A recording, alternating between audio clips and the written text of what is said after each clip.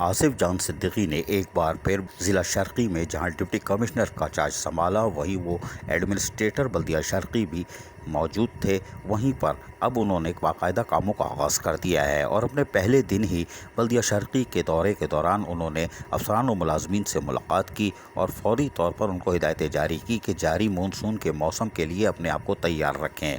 رین emergency نافذ کی گئی ہے.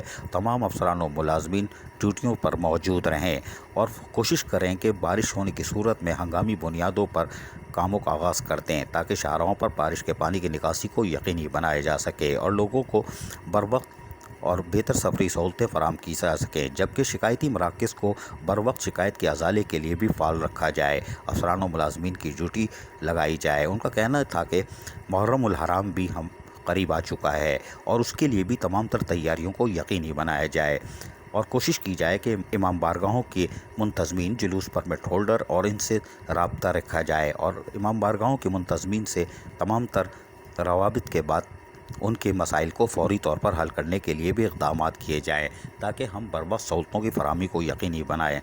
آصف جان صدیقی نے جو کہ پہلے بھی ڈپٹی کمشنر کی حیثیت سے فرائض انجام دے چکے ہیں اور بلدیہ شرقی میں بھی وہ فرائض انجام دے چکے ہیں اور بلدیاتی امور کا ایک وسیع تجربہ رکھتے ہیں.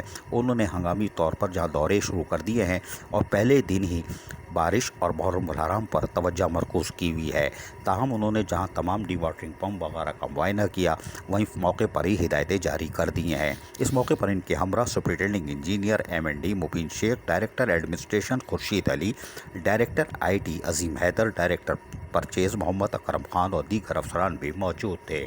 عزیز عارف، KBS بلدیاتی نیوز، کراچی.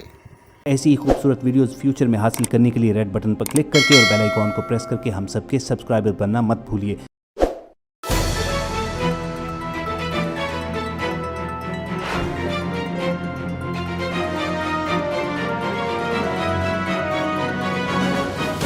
KBS بلدیاتی نیوز.